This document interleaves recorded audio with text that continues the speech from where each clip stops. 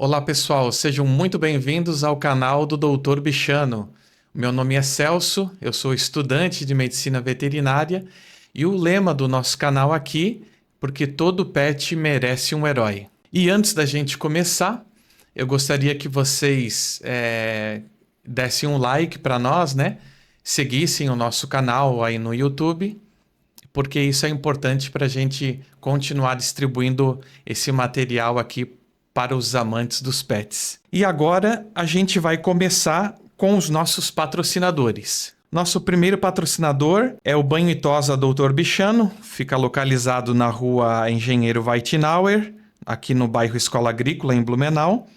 E você pode estar agendando o seu banho então com a Lorena no telefone 99291 3818. A gente vai deixar aqui na descrição também o contato dos nossos patrocinadores, né? Outro patrocinador nosso é a Custom for Life. Quer presentear alguém com algo único? Fale com a Franciele pelo telefone 98449-2949. E o nosso terceiro patrocinador, claro, é o nosso também convidado de hoje, né? Clínica Veterinária UTAM.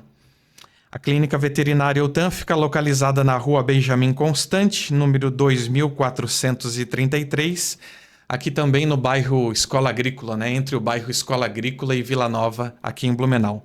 Você pode estar agendando a consulta do seu pet pelo WhatsApp também, no número 99983-1806, ok? E agora a gente então vai para a apresentação do nosso convidado, né, que é o Dr. Utan. Dr. Utan, seja muito bem-vindo ao canal do Dr. Bichano. Obrigado por ter aceito o nosso convite, né? E eu acredito que vai ser uma noite muito especial devido a toda a sua experiência no ramo veterinário, né? Boa noite, Celso. Muito obrigado. Eu também, para mim, vai ser um prazer falar com vocês, tá bom? Ok. Doutor, sem mais delongas, então, a gente vai começar falando um pouquinho sobre a sua história, né? Aonde começou? Primeira coisa, assim, que as pessoas acho que sempre perguntam pra gente que está começando a faculdade, né? Ou pra pessoa que já se formou, já trabalha na área, né? E eu acredito que o senhor deve ter ouvido muito isso, né?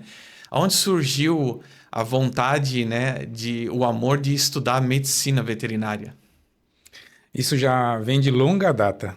Celso, eu era assim, apaixonado mesmo pelas plantas. Eu não nasci em sítio, eu nasci na cidade, mas eu gostava muito de plantas e de animais também, né? E isso me fez se voltar para esse lado. Então, aos 18 anos, eu tive a oportunidade de trabalhar numa clínica veterinária. E isso ampliou mais ainda o meu campo de visão sobre a veterinária, né? Então, com 18 anos, eu fui prestar vestibular, né? Fiz cursinho, né? E acabei conhecendo uma faculdade aqui em Santa Catarina, que eu sou natural lá de Presidente Prudente, interior de São Paulo. Ah, sim. Mas eu acabei passando em Lages, né?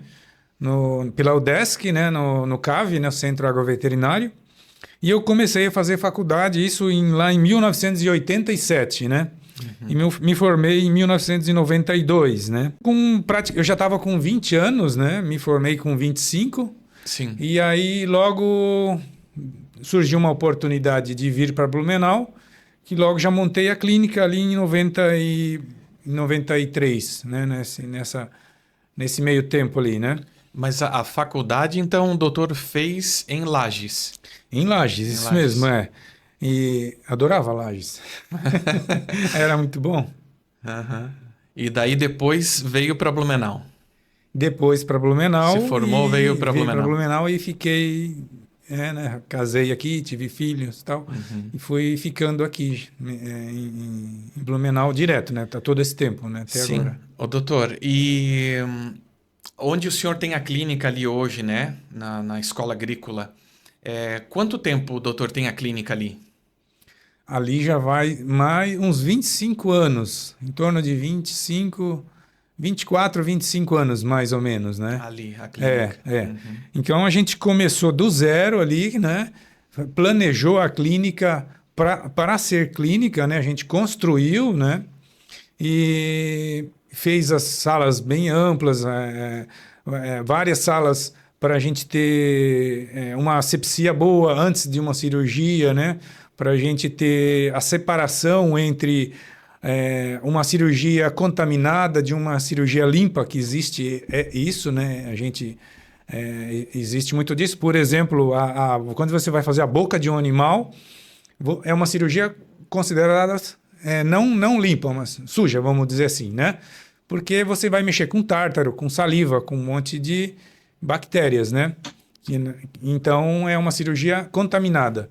E a cirurgia limpa, que você vai ter campo cirúrgico, não que a boca não tenha, mas na maioria das vezes a gente acaba não usando desses artifícios de limpeza, de matar germes, como você faz numa cirurgia abdominal torácica, por exemplo. Né? É diferente, né? Bem diferente. A limpeza, a profilaxia, né? O termo técnico a gente fala profilaxia dentária, que é a limpeza dentária, né? É diferente de uma cirurgia que você vai abrir a cavidade abdominal do animal, né? Uhum. Então, são coisas, claro, a asepsia é bem diferente ali, né? E eu agora queria perguntar sobre os atendimentos lá, né? No consultório. Teve pessoas que também me perguntaram já, o que mais atende lá, né? Quais são as consultas recorrentes lá? A gente faz mais vacina? A gente faz, sei lá...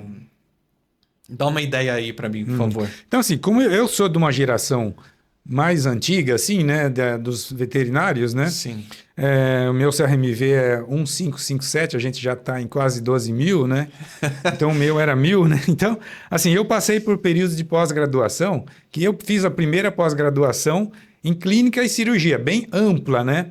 Via praticamente tudo, dermatologia, cardiologia, ginecologia... Sim. Olha, bem ampla mesmo. Então, a minha formação é bem ampla, assim, né? Então, eu praticamente não posso dizer que sou especialista em tudo, né? Sim. Claro. Mas, desde o início, eu enfatizei isso de realmente atender o máximo de problemas que eu pudesse resolver, né? Sim. Então, assim, hoje em dia se amplia muito, né? Assim... Um dermatologista, um cardiologista, isso. Né? Uhum. Então, a gente também está buscando esses profissionais e também se aperfeiçoar, né? Para realmente conseguir atender cada vez melhor, né? Sim, eu para quem não sabe, né? Eu estou hoje no penúltimo semestre, né? Agora, em começo de 2026, eu vou para o último semestre. E a gente já vê muito isso lá, né? Os médicos veterinários, eles se formam, mas eles estão indo para uma especialidade, como na medicina humana, né? Medicina humana já faz tempo que isso é real, né?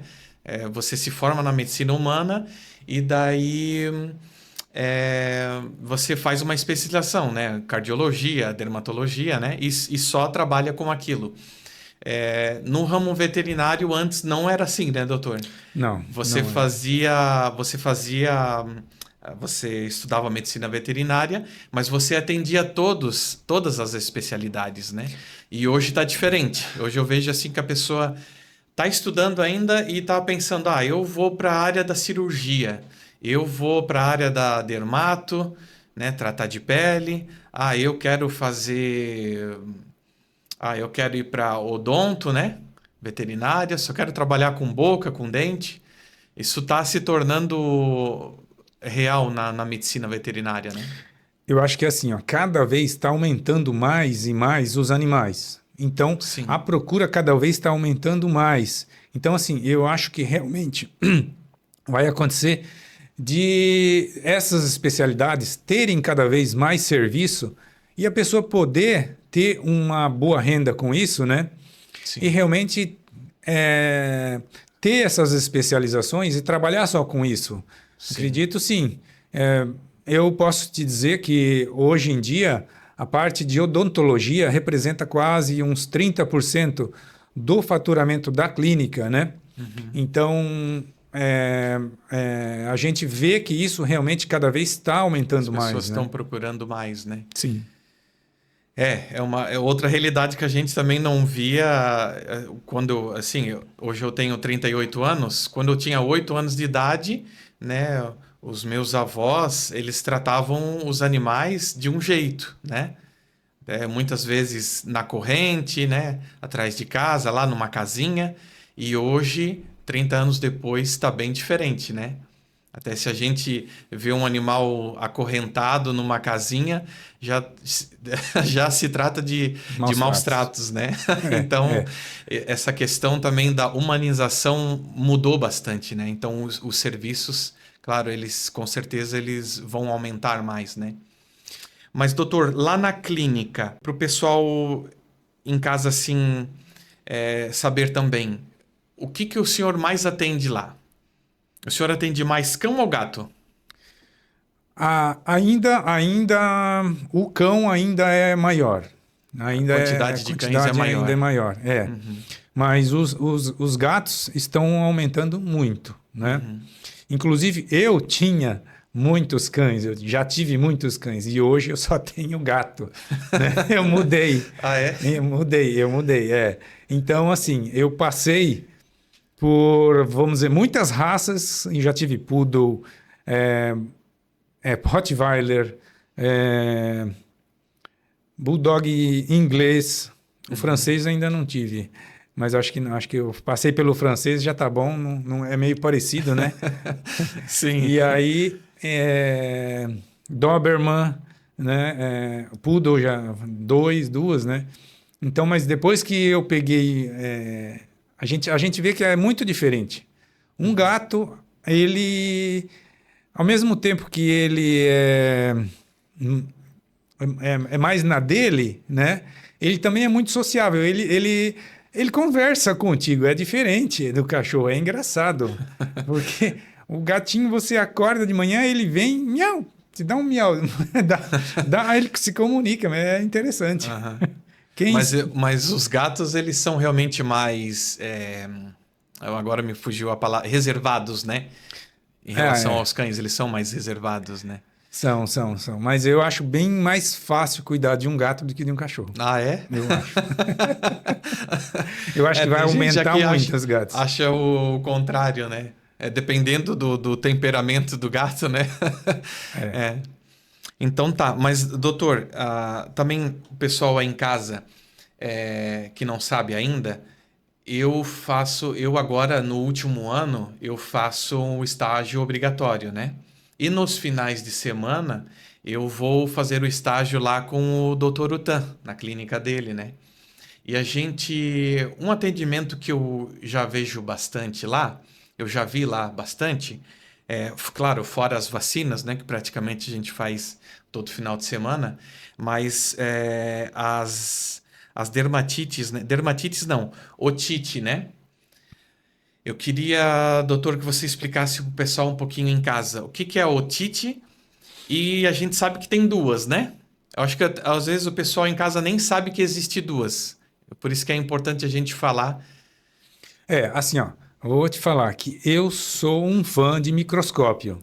Né? Então, assim, desde que eu me formei, a primeira coisa que eu comprei foi um microscópio. Olha só. Por quê? Porque o microscópio é que vai me dizer, na otite, por exemplo, a otite seria um dos usos do microscópio, né? Fora que exame de fezes eu fazia em todos os animais que chegava, né? Com o microscópio, né? Então, assim, eu pego a cera do animal, a gente coloca numa lâmina, cora essa lâmina, né? Com um corante, são 3 estágios de cora, você 30 segundos, 20 segundos e 10 segundos em cada corante. Então é muito rápido, né? Menos de 1 minuto você cora uma lâmina, coloca no microscópio, e aí você vai ver as bactérias, as famosas bactérias e os fungos, né? Sim. Então, normalmente você tem uma flora natural que o animal já nasce. A mãe, quando vai lamber o filhotinho, ele já passa a bactéria e fungo para o ouvido do filhote. Então Sim. ele nasce já com fungo e bactéria. Tem aquela flora natural, normal deles, né? Sim. Essa flora, ela é oportunista, né? E ela pode ser mudada também, né? Então, se você tem uma alergia, se você tem um ácaro no ouvido, né? Porque dá muito ácaro no ouvido também, né? Então, outro uso do microscópio para ver o ácaro do ouvido, né? Sim. Então, um filhote tem muito ácaro que pega da mãe, passa para o filhote, e ele já chega com aqueles que é um parente do carrapato. Ele é bem pequenininho, cheio de perninha, mas você só vê com lente de aumento no microscópio ou com otoscópio, né? Sim. Então, as bactérias já estão ali. Elas chegaram antes da sarna. As bactérias já estão ali. A mãe nasceu, a mãe já vai lamber. Já coloniza o ouvido, né? Aí vem a sarna depois. A bactéria já estava ali, só que a bactéria não estava causando nada. Estava ali, né, vivendo ali no conduto, mas não estava causando nada. Aí o animal pega um ácaro que fica irritando o ouvido, né, fazendo produzir mais cera, né, mudando aquela pele do ouvido. Vamos dizer, que o ouvido é uma continuação da pele, né? Sim. Só que tem muito mais glândula sebácea, tem muito mais sebo, né? Porque a cera é um sebinho, né? Então aí favorece a proliferação de fungo, né? O fungo gosta de local úmido, né? E local que tenha bastante alimento, que a cera é um Quente, alimento. úmido. Então, acaba a tal da malacésia. É o apelido de mala, é uma verdadeira mala, malacésia, né? Então é um nome de um fungo que acaba se proliferando muito naquele ambiente que o ácaro produziu. Né? O ácaro produziu um ambiente. Então tem que tratar o ácaro, depois tem que tratar um pouco o fungo, às vezes nem sempre, né? Porque ele já é um habitante normal, né? Muitas vezes eu vejo assim, eu já vi isso, né? Muitas vezes o animal tá se, para quem não conhece, né? Otite é uma inflamação no ouvido, né? E para quem não conhece, às vezes leva o pet na agropecuária e eles dão um medicamento às vezes pro ácaro, né? Ou dão um medicamento para bactéria. Mas é importante, pessoal, em casa saber que existe a otite bacteriana e existe a otite fúngica. São duas coisas diferentes, né? Então não adianta tratar uma e não tratar a outra, né? Às vezes você está colocando uma medicação para tratar uma, mas às vezes é a fúngica.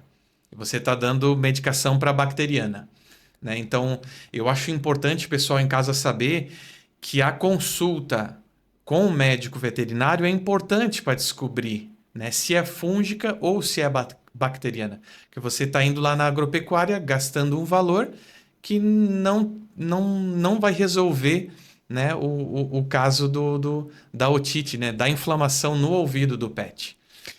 Então, assim, é isso aí. O fungo e a bactéria, eles são muito diferentes. E assim, não precisa ter grandes estudos para ver isso. Eu pego o meu microscópio e falo para o cliente, vem aqui e olha. E a pessoa vai lá e olha no microscópio e vê o fungo. E eu mostro aqui no computador como é que é o fungo. Ah, é igual, ó. É isso aí. Então, o fungo ele é muito maior do que uma bactéria. Então, é fácil. Então, distinguir se é fungo ou se é bactéria é muito importante, realmente. Porque você vai tratar uma coisa de um jeito e outra de outro, né? E às vezes não é nem isso nem isso. É só uma alergia, é só um ácaro que você tem que tratar. Exato. Não, por isso que eu quis trazer o tema da otite hoje, porque é algo, para nós é algo simples, mas às vezes o tutor, né, que agora a gente não chama mais de tutor, né, agora é responsável. O responsável não entende e acaba comprando medicamento às vezes que não vai resolver, né? Na verdade, com o tempo vai agravar, né? Porque o fungo que está ali não vai ser morto e vai acabar agravando, né? E daí depois ele vai ter que levar e gastar um pouco mais daí na consulta e daí ir no medicamento correto, né? Mas, doutor, outra coisa que eu vi lá na clínica e eu acho que é bastante recorrente, eu acho que o doutor vai concordar comigo, é sobre os tumores, né? principalmente nas fêmeas, o tumor mamário, né? Eu queria que o senhor falasse um pouquinho assim, o quão importante é a castração para a gente. Eu sei que a castração não evita 100% é, que o tumor apareça no PET, né? Mas a gente já sabe, tem dados aí que comprovam que a castração ajuda, né? Traz benefícios para que o PET não tenha tumor, né? Queria que o doutor falasse um pouquinho assim sobre a castração e os seus benefícios. É. Então, assim, quando se começou a fazer castração em larga escala, né, nos Estados Unidos, né, principalmente, então foi analisado, foi investigado, foi pesquisado o que acontecia com essas cadelas. Antes de castrar, depois de castrar, a idade que foi castrada, como é que fica, né? Então, observou-se o quê? Que aquelas cadelas que eram castradas antes do primeiro cio, né, elas praticamente ficavam velhas, não tendo nenhum tumor. Ou assim, a chance era de menos de 1%, né, de ter tumor. Elas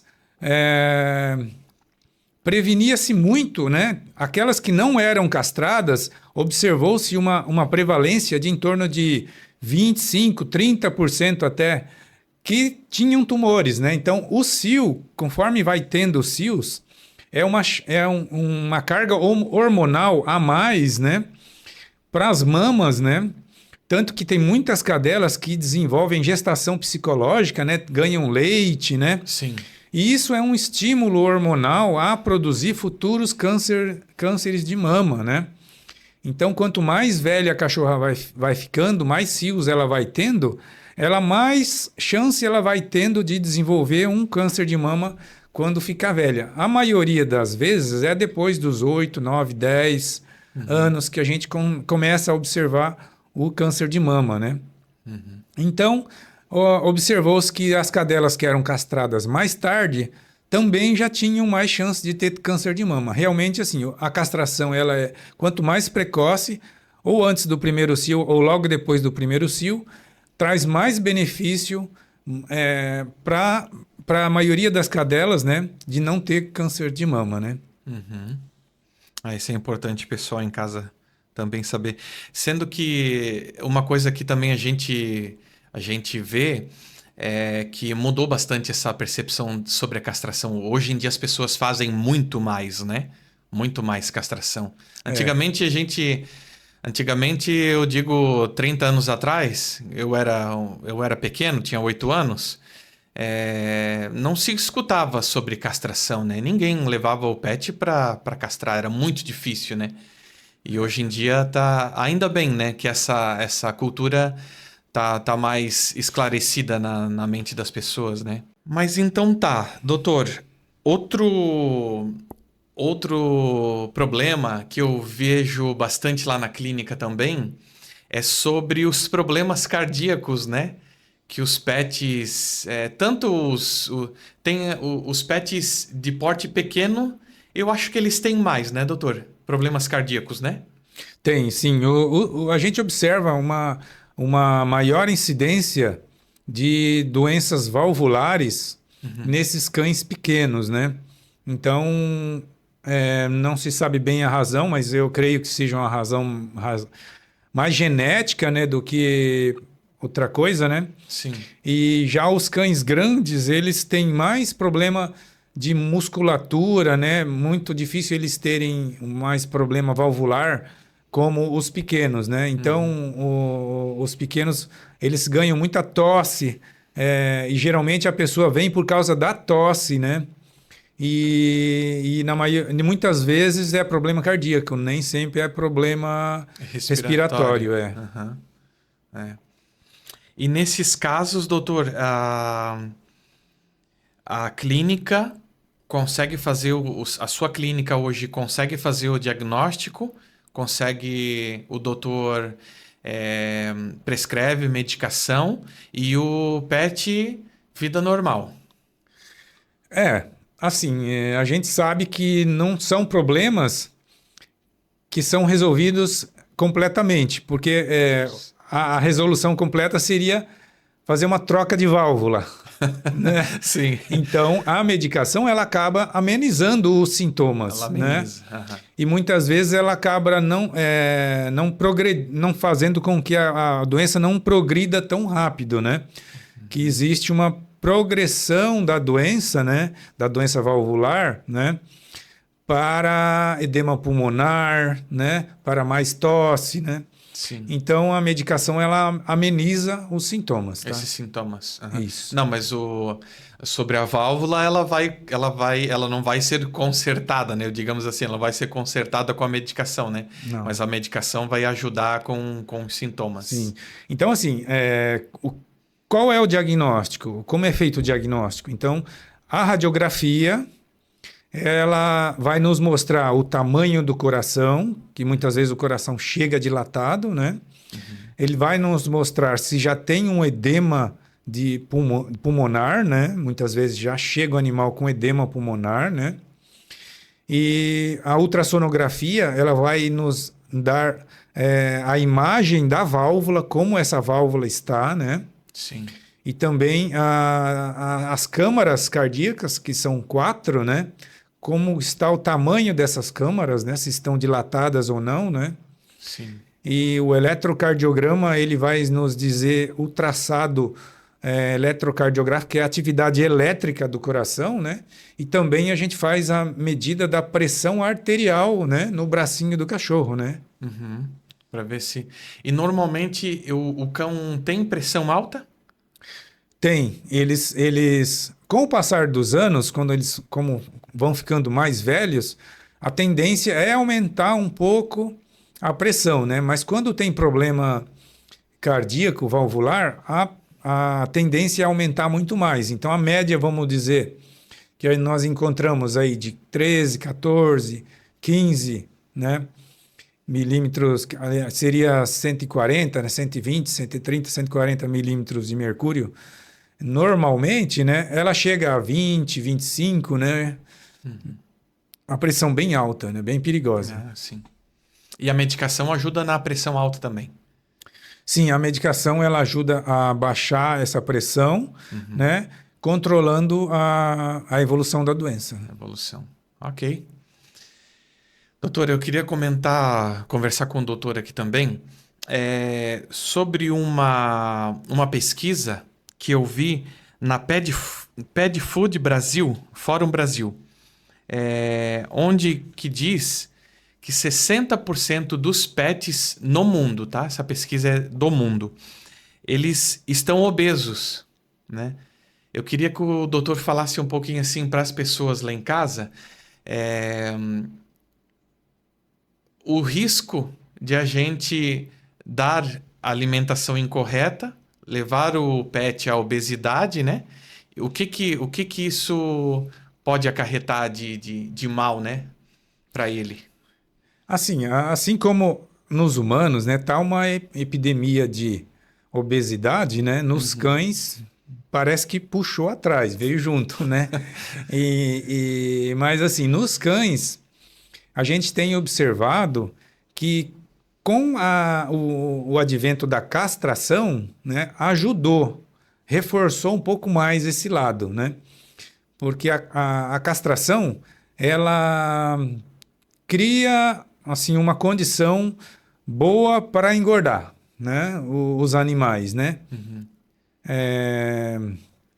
Então, eu digo assim, o animal, depois que ele está castrado, teria que diminuir em torno de uns 20% mais ou menos de caloria na alimentação, né? Mas, às vezes, ocorre o contrário. A pessoa mantém ou até aumenta, né? E aumenta. Ele está né? E aí os petiscos, né? A alimentação... Então, o animal já está com uma predisposição para engordar. Aí você dá mais petisco, dá mais alimento, ele vai engordar mais ainda, né? E aí, engordando, o que acontece, né?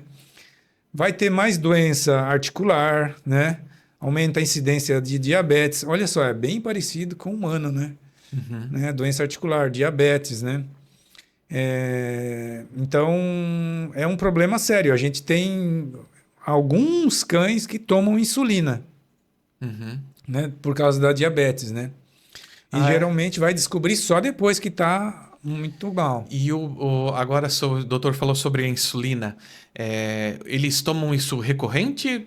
Como é que funciona? A partir do momento que a gente descobre em um cachorro que ele tenha diabetes, né? Normalmente a gente pega já um animal tomando muita água, comendo muito, né? Às vezes ele já chega já com pré-coma, né? Vomitando mal, né? Assim, com uma glicose de 400, 500, né?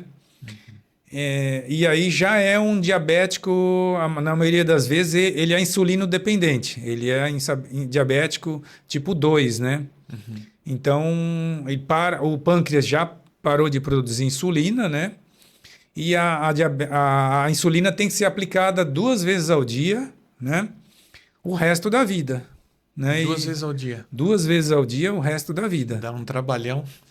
Dá um trabalho assim, a média da insulina a gente sabe, né, quanto é. Mas ocorre uma flutuaçãozinha, então não é fácil controlar bem a diabetes num animal, né? Tem animal que já chega às vezes cego, né? Porque a catarata diabética é bem comum de acontecer, né? Sim. Então não é fácil a diabetes. Vamos ver se o doutor concorda comigo.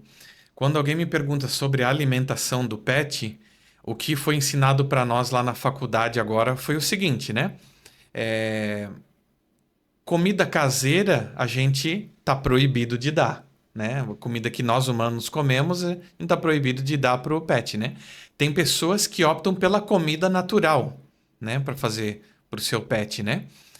E, claro, com a correria do dia a dia, tem pessoas que não têm tempo, às vezes, para fazer a comida natural, né? Então, vai dar a ração pro pet, né? O que eu indico para as pessoas é assim: o saco de ração, na parte de trás, ele tem uma indicação, né? Do fabricante, o quanto você pode dar pro seu pet, né? Então, você que está assistindo nós em casa. É, Você vai comprar um saco de ração. Se ele é um adulto pequeno, você vai comprar um saco de ração adulto pequeno, né? Você não pode dar uma ração de filhote, né, doutor?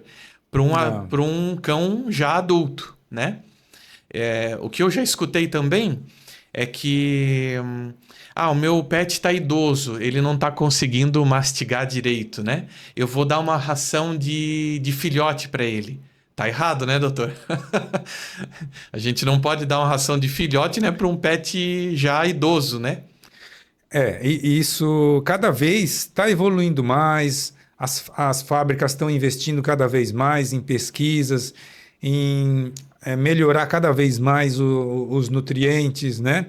Então, a gente está muito fragmentado hoje. É uma ração para filhote, para adulto, para velho, para pequenininho, para cachorro grande, né?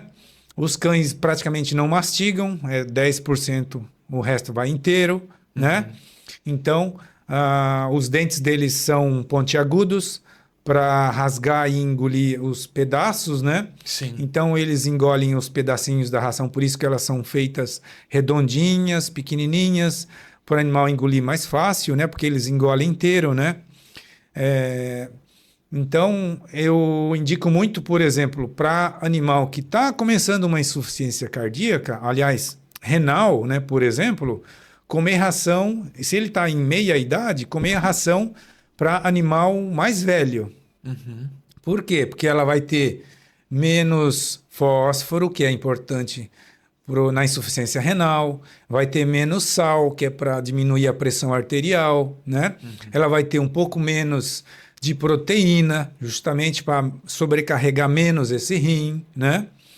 E para um animal que está com uma insuficiência renal muito grande, a gente indica uma ração que chama o quê? Renal, olha o nome dela, renal a ração. Aí ela é melhor ainda, né?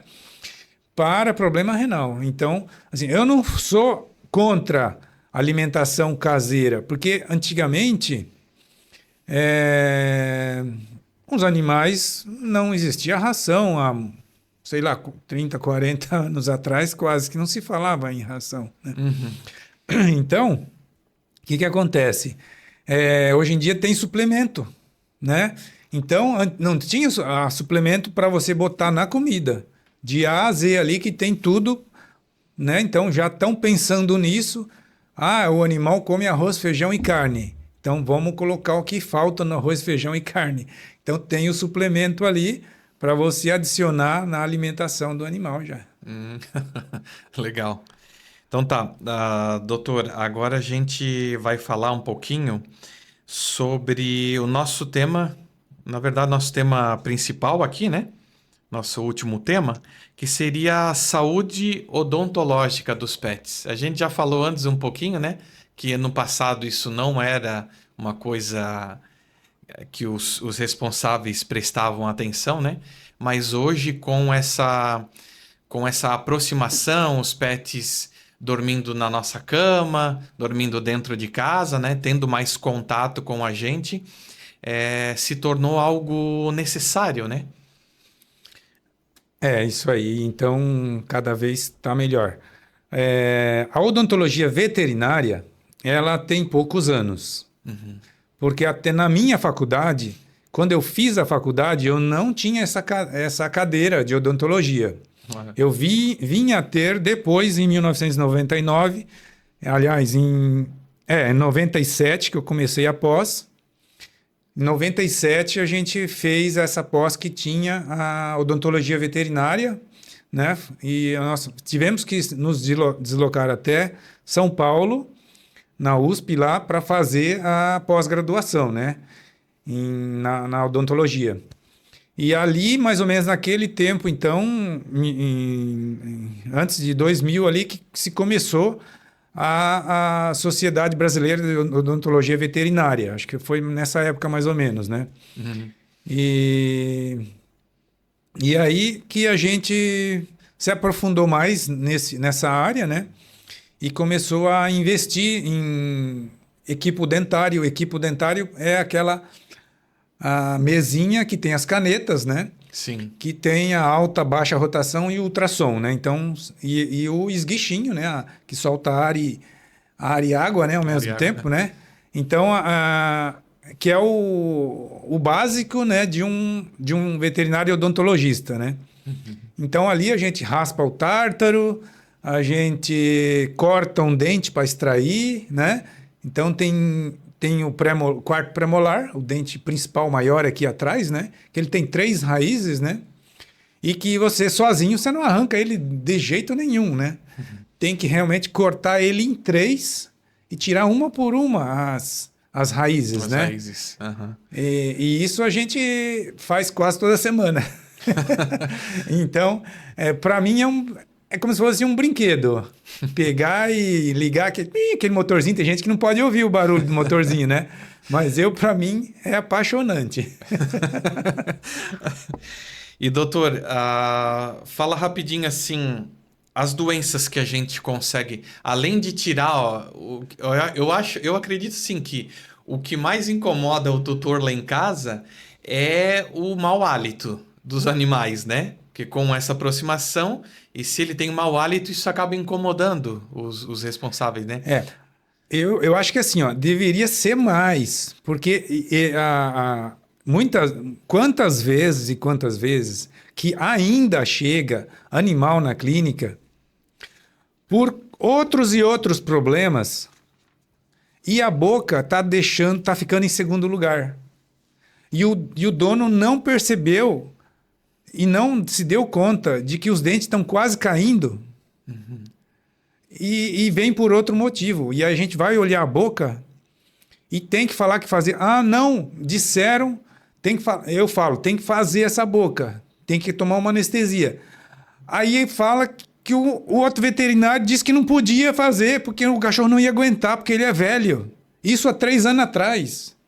O cachorro veio depois de 3 anos antes, e já falou que não dava, não ia aguentar. Aí eu fico de boca aberta, né? Olha, aí eu fico possesso. É, porque precisa, né? A gente hoje tem, para os tutores, para os responsáveis em casa entender, hoje a gente tem equipamento, tem exames, né? Que a gente consegue fazer a avaliação se o pet consegue ou não passar por uma sedação, né? É. Então, e tem também fármacos, medicamentos seguros hoje em dia. Mas eu acho que eu não respondi a sua pergunta ainda. Deixa eu continuar. Então, assim, ó, as doenças que os animais podem ter com o problema na boca, né? Sim. Então, são muito silenciosas. Muito silenciosas. Como eu disse, a pessoa vem por outros problemas e a boca tá com os dentes caindo, né? Com muito mau cheiro, inflamação, tudo. E a pessoa não se deu conta. Então, são doenças silenciosas. O que é o problema que a boca pode acarretar? Fora o mau hálito que está à vista, sangramento, deixar de comer. Para um cachorro deixar de comer por causa da boca é muito difícil. Eles aguentam muito, coitados. Então, eles podem ter problema cardíaco, né? Que vem com o tempo, que você não... Um problema valvular, eu acho que muitas vezes está relacionado à boca também, né? Que os pequenos têm. Justamente porque os pequenos têm mais problema de boca, muito mais, do que os grandes. Você pega um cachorro pastor alemão de 9, 10 anos, vai olhar a boca dele, não tem nem tártaro. É engraçado, né? E já um filhotinho de Yorkshire com 2, 3 anos já está cheio de tártaro, né? E às vezes a pessoa ainda vai esperar 6, 7, 8 anos para fazer a primeira profilaxia, que já deveria ter sido feita lá com 3 anos atrás, né? Sim. Então eu acredito que isso, realmente, eles têm mais problema cardíaco, talvez seja por causa da boca, realmente, né? Fora que também os rins, que é outra coisa silenciosa, né? O rim, você doa um rim, perdeu 50%, né? Você tem 2 rins. Tem 2 rins. Sim. Perdeu um rim, você perdeu 50%. Sim. A ureia e creatinina lá no sangue, que você mede, ela está normal. Mas você perdeu 50%. Então, os cães vão perdendo função renal e não apresenta sintoma. Vai apresentar sintoma, vômito, diarreia, com problema com insuficiência renal, só quando perdeu 75%. Então, a boca também pode ser responsável por isso. Lentamente vai atacando os rins, o coração, né? As articulações também podem sofrer com isso, né? Mas eu acho que o rim e o coração, como passa muito sangue, carreia a bactéria dos dentes para o coração, para o rim, né? Isso aí. Então tá, doutor. E aproveitando sobre este assunto, né, da profilaxia, limpeza dos dentes, né? A clínica tá com um benefício até o final desse ano.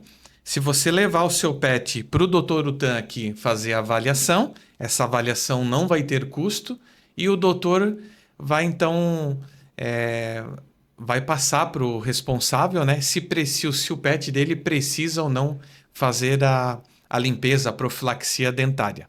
Ok, pessoal? E agora a gente vai para o nosso quadro Herói de Pet. Essa semana eu conversei com a dona Lúcia e ela me passou a foto do Choquito.